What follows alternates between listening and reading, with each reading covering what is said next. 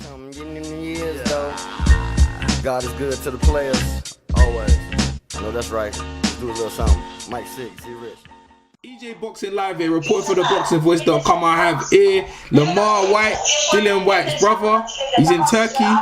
Connection's not that good, but we try and do what it is. So Lemar, your brother's fighting undefeated fighter. How do you think it's going to go? No, it's a 50-50 fight, you know, in terms of the undefeated fighter. You know, he's got a proven track record at the minute as an amateur and as a professional.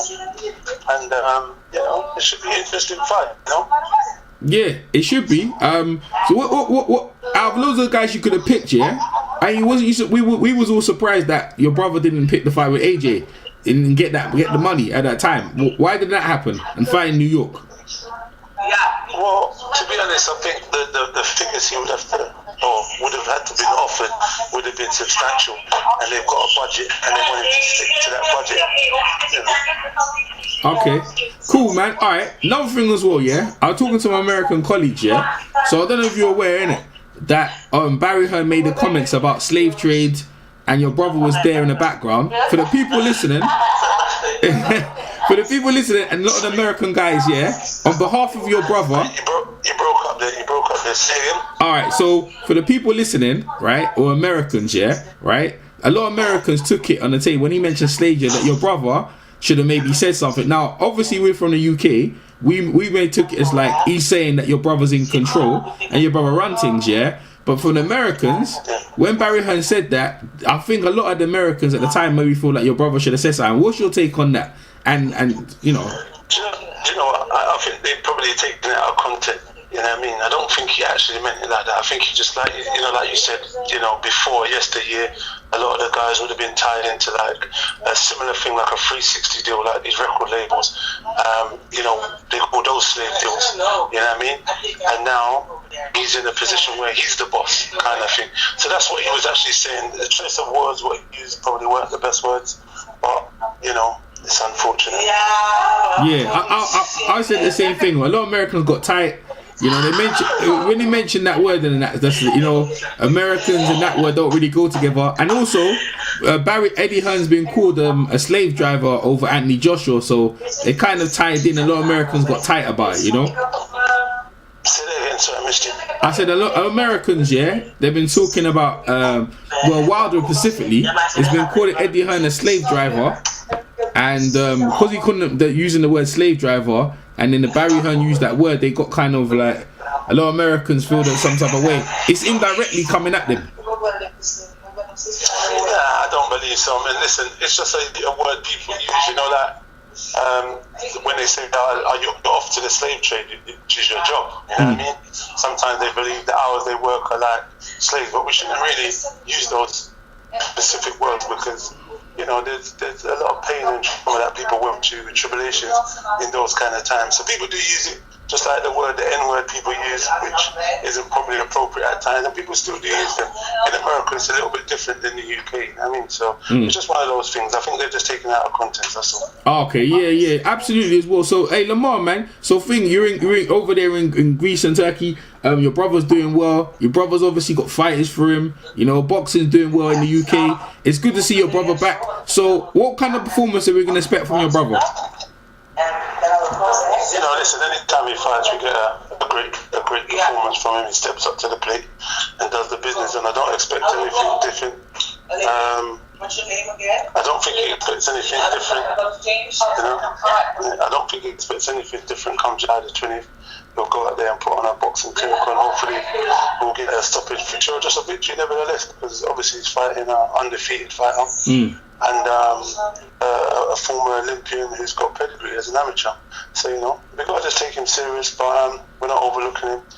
I'm sure he'll, you know, be in a good training camp as he always is, comes in big, strong, and ready to perform.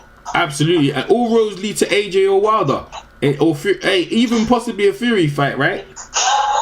Yeah, all down the line, all of these guys, I'm sure, potentially want to fight each other. It was all in the making, so we just got to take fight by fight and make sure they win all their respective fights in front of them and not overlook their opponent. And fast forward July the 20th, and we'll see what happens. Absolutely. Alright, we got fight this weekend. Just want your prediction before you head out. Jacobs versus Canelo. I know you was over there. I think I saw you in some film. You was over there. America. You was in America recently, innit? Yeah, I've been there a few times recently. Was you over there for the Khan fight? Was you over there for the Khan fight? No, I went to the Earl Spence Jr. and Mikey Garcia. Oh, yeah. Give us your prediction on that and tell us your experience over there watching that fight. So, Canelo and Jacobs, how you see that fight going? Yeah, well, listen, they're both, sensational fighters. Canelo is done, he's like him and Anthony Joshua, the pioneers at the minute for boxing, But Danny Jacobs, I'm a big fan of the Miracle Man. I really hope he pulls it off, you know what I mean? But I think he's going to have a big handicap in that fight. He's probably going to go in there 2 rounds down just to get a draw. I heard someone say, and I think that's an excellent saying because I can't see him getting the win on points against Canelo. He's got to knock him out, and even if he knocks it out, they probably revive him and give him 15 seconds to recover. So, I don't know. I think he's got a big task. I think he's got a very hard task on his hands. But you know what? Canelo's been stepping up to the plate a lot lately and looking good. Looking strong like he done against Triple G, but even saying that, I believe Triple G won those fights. That's just my opinion. But he didn't get the luck of the draw, and I think Jacobs has got to go out there and do even better. I can't see them giving him the nod, man, against Canelo. He's the cash cow. He's a big draw. And listen, he's got all the chips, the deck, the fridge, the Hummer truck, all stacked against him. He's got to get them all off his back to get the win. And I hope he does it. I'm rooting for him. Absolutely. So you went overseas to Texas to support the fellow Jamaican. I don't know, like fellow Jamaican Errol Spence. You know. See, you know what I'm saying? I guess Mikey a high anticipated fight, and it turned into to be a shutout for the Jamaican. And like, tell us your experience of being in America on that stage in Dallas Stadium in Dallas. Dallas, one of the biggest stadiums in America, and experiencing that and just the whole vibe. Tell us about it. No, it's obviously a totally different vibe. There's nothing like the UK boxing fans. They're the greatest in the world. But it was good atmosphere. There was about 45,000 people in the arena. I think the capacity was 100,000. But it was still electrifying because I've been to a few Earl Spence Jr.'s fights, supporting him and travel. I went to New York and I think I've been somewhere else. I can't recall right now, but I've been a few places. But it was nice. It was good weather. The people seemed good. The reception was good. And he put on an excellent performance, man. He put on a boxing clinical. He went out there, used his jab, gauged the distance, and he just boxed Mikey's head off and didn't give him a chance. So, I was pretty impressed. Yeah, it was very impressive as well, man. Hopefully they get that Crawford fight happening some point soon. That's the fight that fans want to see. Down the line, they should just let that build, man. They're both great athletes in their own right, pound for pound, great in their own right, I think that one should just continue to grow. I think there's, because, Crawford's a smaller guy, he's gone up and so on, and I think he just needs to continue fighting a few guys at welterweight and steadying his feet, Absolutely as well. I was going to say... Go ahead. So, Earl Spence Jr. is the bigger, stronger man, He's a unit at the weight, so I think he just needs to get his feet Crawford, and the fans should let him continue fighting and then letting that fight marinate and building.